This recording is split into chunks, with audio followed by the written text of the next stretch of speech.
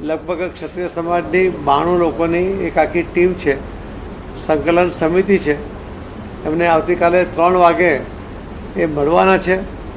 એમનો રોષ હશે તે પણ સાંભળશે અને એમને સમજાવશે અને ધીમે ધીમે વાતાવરણ સરળ બને એના માટેના પ્રયત્ન કરશે. ભાજપના આ ડેમેજ કંટ્રોલમાં વિવિધ બેઠકોનું આયોજન કરાયું છે. સમાધાનની રણનીતિ એક બાજુ ઘડાઈ રહી છે તો બીજી બાજુ બપોરે 12 વાગે ક્ષત્રિય સમાજના આગેવાનોની બેઠક મળશે. ભાજપના ક્ષત્રિય નેતાઓ સાથે પણ બેઠક થવાની છે બપોરે 3 વાગે અને સમાધાન કોણ કરશે તે પણ હાલ એક સૌથી મોટો સવાલ છે. સુરતમાં પરસોત્તમ રૂપાલાના વિરોધનો જે આ મામલો સામે આવ્યો છે, આજે ક્ષત્રિય સમાજ વિરોધ કાર્યક્રમો કરશે. સવારે 11:30 કલાકે કલેક્ટર કચેરીએ વિરોધ કરશે. મોટી સંખ્યામાં ક્ષત્રિય મહિલાઓ પણ આ વિરોધમાં જોડાશે. દક્ષિણ ગુજરાતના ક્ષત્રિય સમાજના આગેવાનો હાજર રહેશે. રૂપાલા વિરુદ્ધ કાર્યવાહી કરવા સુરત કલેક્ટરને માંગ કરશે. સુરતમાં યોજાઈ હતી દક્ષિણ ગુજરાત રાજપૂત સમાજની આ બેઠક. શ્રી કચ્છ કાઠિયાવાડ રાજપૂત ગિરાસદાર સમાજ પણ હાજર રહ્યો હતો. સુરતમાં વસતા તમામ ક્ષત્રિય સમાજો, પ્રતાપ ફાઉન્ડેશનના આગેવાનો પણ હાજર રહ્યા હતા. દેશના તમામ પ્રાંતોના સુરતમાં વસતા ક્ષત્રિય સમાજના લોકો આ બેઠકમાં હાજર રહ્યા હતા. તો બેઠકમાં રૂપાલાનો વિરોધને લઈને રણનીતિ પણ બનાવવામાં આવી છે. ભાજપ પ્રદેશ પ્રમુખ CR પાટીલે માફી માંગી હોવા છતાં રોષ હજે પણ યથાવત છે. સુરત બ્રહ્મ સમાજના આગેવાનોએ પણ ક્ષત્રિયોને સમર્થન આપ્યું છે. પરસોત્તમ રૂપાલા સામે ક્ષત્રિય સમાજનો આ વિરોધનો જે મામલો છે, સુરતના પૂર્ણા ગામ સ્થિત ક્ષત્રિય સમાજની વાડી ખાતે સંમેલનને લઈને વિગતો આવી રહી છે. ક્ષત્રિય દક્ષિણ ગુજરાત રાજપૂત સમાજ સંઘે સંમેલન યોજ્યું. સમાજની મહિલાઓ PMને 1 લાખ પોસ્ટ કાર્ડ લખીને રજૂઆત કરશે. આવતીકાલે આવેદનપત્રના કાર્યક્રમમાં 800 જેટલા લોકો ઉપસ્થિત રહેશે. અગવડતા ન પડે તે રીતે શાંતિપૂર્ણ માહોલમાં આવેદનપત્ર આપવામાં આવશે. देखिए ऐसा है साहब, छत्तीस समाज वो समाज है, उस कुल से पैदा हुआ है. छत्तीस समाज ने 36 कौम के लिए हमेशा तत्पर, जहां जहां जरूरत पड़ी है अपनी गर्दनें कटवाई है. तो माफी की बात दूर है, हम तो औरों के लिए अपनी गर्दनें कटवाते आए हैं साहब. तो माफी की बात नहीं, उन्होंने माफी मांग ली, पर माफी मांगने से ये नहीं होता कि आप हमारी बहन बेटों की इज्जत खराब कर दो, आप हमारी बहन बेटों पे कोई टिप्पणी कर दो, उसके बाद माफी मांग लो, वो नहीं चल सकता साहब. ભાવનગરના ગરાસિયા ખાતે ક્ષત્રિય સમાજનું વિશાળ સંમેલન યોજાયું. ક્ષત્રિય સમાજના પ્રમુખ વાસુદેવસિંહ ગોહિલ, પૂર્વ સાંસદ રાજેન્દ્રસિંહ હાજર રહ્યા હતા. ભાજપના પૂર્વ સાંસદ રાજેન્દ્રસિંહ રાણાએ નિવેદન આપ્યું હતું, દુનિયા આખાની વસ્તી જેટલા આપણા સમાજના પાડ્યા છે. મને દુઃખદ આશ્ચર્ય થયું છે કે રૂપાલાને આવું કેમ નીકળ્યું. રૂપાલાએ જે ટિપ્પણી કરી તે આપણા હૃદય સોંસરવી ઉતરી ગઈ છે અને એના જ માટે આપણે ભેગા થઈએ છીએ અને હું આવ્યો છું. સંકલન સમિતિ સ્થિતિનું આંકલન કરીને જે નિર્ણય લે તે સૌને માન્ય રહેશે.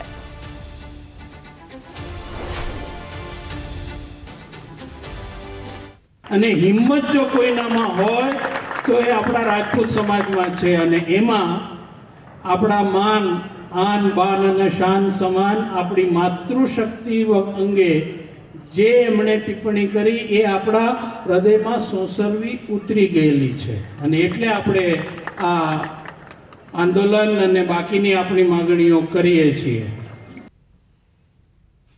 રાજકોટમાં ક્ષત્રિય આગેવાન PT જાડેજાનું નિવેદન સામે આવ્યું છે. તેઓએ કહ્યું છે કે પરસોત્તમ રૂપાલા વિરુદ્ધ વિરોધ ચાલુ રહેશે. ગામે ગામ અને દરેક સ્થળે વિરોધનો વંટોળ છે અને ચાલુ જ રહેશે. તો રાજેન્દ્રસિંહ રાણાને લઈને પણ તેઓએ તીખી પ્રતિક્રિયા આપી.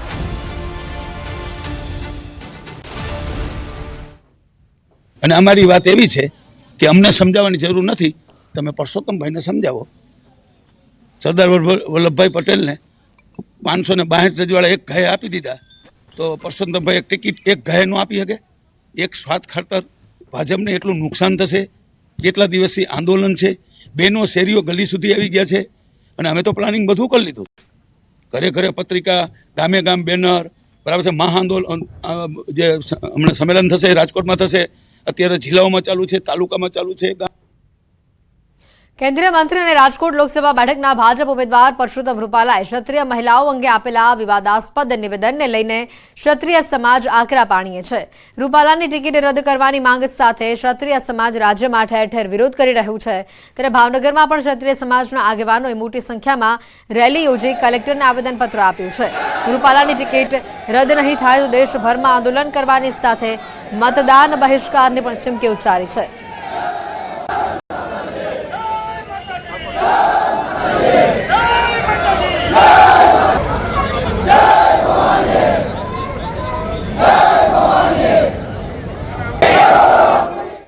ઇતિહાસમાં નથી કે રોટીને બેટીનો વ્યવહાર કર્યો. એ માટે ખૂબ જ રાજપૂતાણી ઉગ્ર આંદોલન કરશે. ટૂંક જ ગાળામાં અત્યારે છે જ તે, પણ એનું વધારે આંદોલન થશે.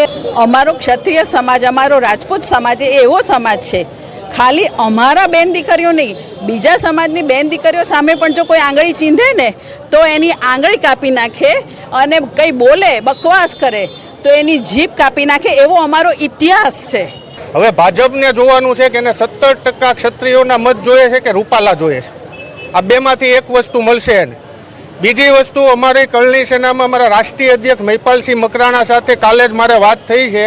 જો આનું નિવારણ નહીં આવે તો અમે આ ગુજરાત ઉપર MP, રાજસ્થાન અને અમારી જ્યાં કરણી સેના આખા ઇન્ડિયામાં પથરાયેલી છે ત્યાં તમામ જગ્યાએ આનો વિરોધ કરવામાં આવશે અને ભાજપની વિરુદ્ધમાં ખુલ્લેઆમ મતદાન કરશું. પરસોત્તમભાઈ રૂપાલા સાહેબને લોકસભાની રાજકોટની ટિકિટ રદ થવામાં આવે, અને રદ થવામાં નહીં આવે તો, રદ કરવામાં કદાચ નહીં આવે તો આવતા દિવસોમાં રોજ રાજકોટ લોકસભા પૂરતો વિરોધ છે, પરંતુ આવતા દિવસોમાં ગુજરાતની 26 જે લોકસભાની સીટો છે એની પર અમારું સારા પ્રમાણમાં મતદાન છે.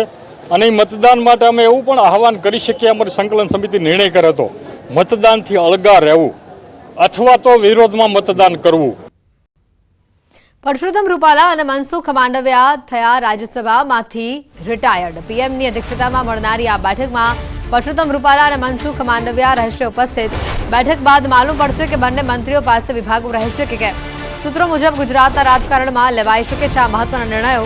એક તરફ સાબરકાંઠા, જૂનાગઢ, અમરેલી, વડોદરા બેઠકો પર ઉમેદવારોને લઈને વધી રહેલા આંતરિક જૂથવાદોના કારણે ભાજપના નેતાઓ ડેમેજ કંટ્રોલ માટે કામગીરી કરી રહ્યા છે, દોડાદોડી કરી રહ્યા છે, છતાં વિવાદ શાંત નથી થઈ રહ્યો.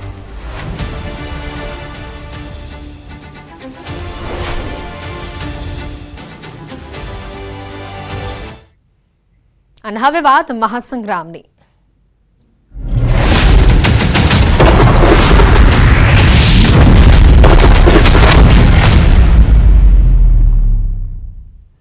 ગીર સોમનાથ વેરાવળમાં ડોક્ટર અતુલ ચગના મોત મામલે નવો ખુલાસો થયો છે. વેરાવળમાં લુહાણા સમાજની સભા અગાઉ મોટા ઉલટફેર જોવા મળ્યો. ડોક્ટર ચગના પુત્ર હિતાર્થ ચગે પત્રકાર પરિષદમાં ખુલાસો કરતા કહ્યું કે સાંસદ રાજેશ ચુડાસમા અને તેમના પિતા સાથે સમાધાન થઈ ગયું છે. લોકસભાના ભાજપ ઉમેદવાર રાજેશ ચુડાસમાના વિરોધમાં લુહાણા સમાજની સભા યોજાવાની હતી. મહત્વની સભાના 2 કલાક અગાઉ ડોક્ટર ચગના પુત્ર હિતાર્થે સમાધાન થયાની જાહેરાત કરી. જોકે તેણે અપીલ કરી છે કે ચૂંટણી સમયે ડોક્ટર ચગના નામનો ઉપયોગ કરી બેઠકો, સંમેલનો ન કરશો.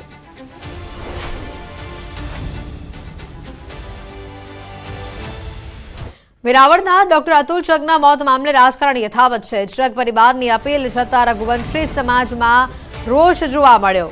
અતુલ ચગના દીકરા હિતાર્થે અપીલ કરી સમગ્ર મામલે સુખદ સમાધાન થયાનું હિતાર્થ ચગે આપ્યું છે નિવેદન. ડોક્ટર ચગના નામનો ઉપયોગ કરીને બેઠકો અને સંમેલનો ન કરવા માટે પણ અપીલ કરી છે. ચગ પરિવારની અપીલ બાદ પણ રઘુવંશી સમાજે નારાજગી વ્યક્ત કરી અને રાજેશ ચુડાસમા ત્રીજી વાર રિપીટ કરાતા રઘુવંશી સમાજમાં રોષ હજી પણ જોવા મળી રહ્યો છે.